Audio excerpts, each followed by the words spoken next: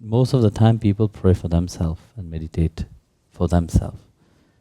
Meditation is that, where you can connect with the divine personally. So now we come to Dhruva. If you look at the sages at that time, the intensity of their penance,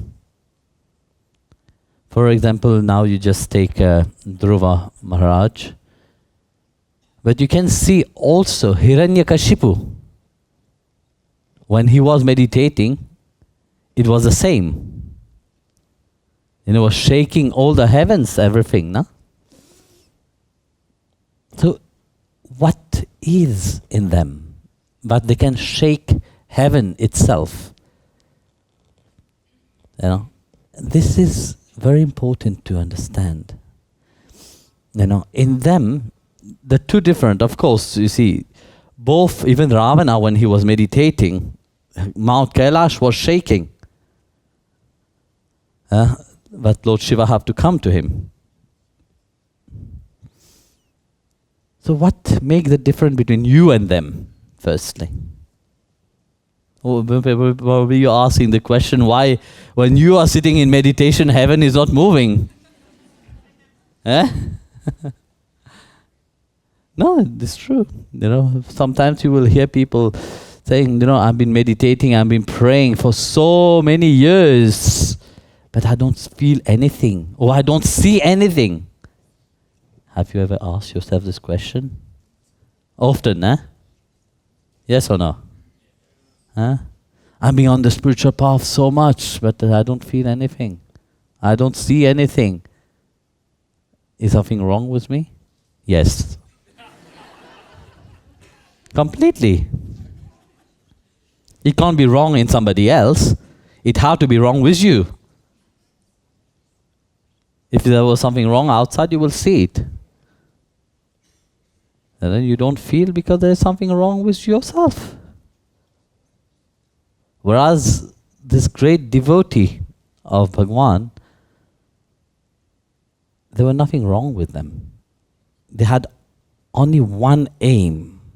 Their aim is clear. Hiranyakashipu, when he was meditating, here I'm not taking Dhruva Maharaj, I'm taking Hiranyakashipu. When he was meditating on Lord Brahma, his focus was clear. There was nothing stopping him. There were no doubt. There were no, I want this today and I want that tomorrow and I want this. Every 5 minutes the want change. No. When he sat there for his penance, he knows very clearly what he wants. He said, I want to achieve Brahma. I want that Brahma appeared in front of me. That was his single-pointed devotion to Brahma, And nothing can move him toward that. He was anchored into that. How many people is anchored into their belief on the spiritual path? Not so many. How many people truly are anchored in the love? Not so many.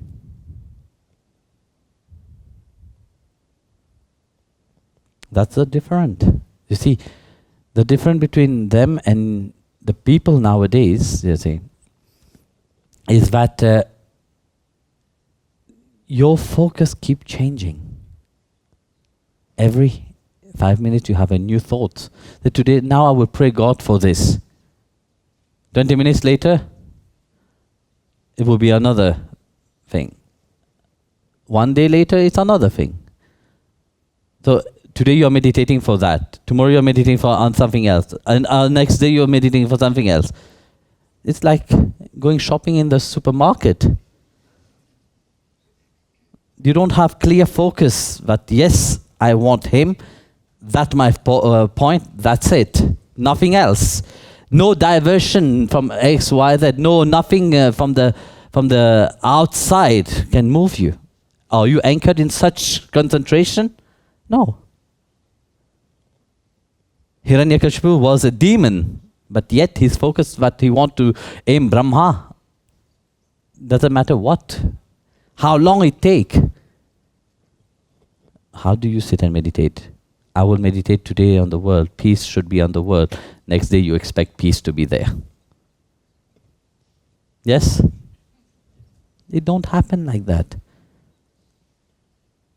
Do you have that faith? Do you have that belief? No, you don't. Because you see, I have met so many people. Today they believe like this, tomorrow they believe like that. It's always flickering around. Do you think God will reveal himself just like this? No. So now we take for Prahlad Maharaj. Prahlad Maharaj, not Prahlad, sorry, Dhruv Maharaj. Why Dhruv went? What was Dhruv looking for? He was looking for his father, no? When Narada initiated him, what did he say to him? There's only one father. You're looking for the father? Yes. But there's only one father. He wanted to sit on the lap of the father, because the stepmother refused him. If you know the story of Dhruv Maharaj, you will know about it, And he said, no. Narada showed him that there is only one father. And that's Srimad Narayana. That was his aim. But the two different is, one aim for Brahma, for power. His hunger for power, for material things. Brahma stands for everything which is material, everything which is created. Brahma is limited himself because he is bound by Maya. Whereas Dhruv aimed for the Supreme Lord. He aimed for the eternal Father. That's what Narada said to him. You aim for the Father, but there is this eternal Father, which is the Father of all beings, the Father of the soul itself. And that's Srimad Narayana. So it doesn't matter. For him, he was clear. I want Narayana. I don't want anything else. What will I do with anything which is limited? What will I do by asking something which is limited? I will be happy only for the moment I have it. I will enjoy it for 1 month. And then what? Look at Prahlad. Hiranyakashipu. He meditated, he gained his blessing, and then what happened to him? Pride and ego arise. When you ask for material things, that's what happened. Pride and ego arise together with it. That's why Hiranyakashipu was doing havoc everywhere.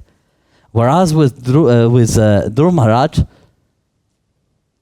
he aimed for Bhagwan.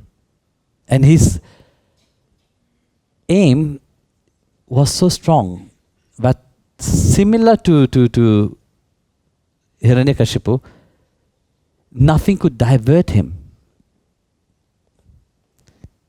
No temptation, no mind, no doubt, no flickering mind outside. No. That clarity that I want him, doesn't matter what happened. That's why he stayed there under the tree. And he chant Om Namo Narayanaya. And his longing was sincere, but it moved everything. Indralok was moving, all the lokas was moving with such penance. Such was the bhakti of Prahlad, Dhruv Maharaj. Prahlad also, for Bhagwan to come down. No? Such was the love for him. But he could not resist. But even Vaikuntha was moving.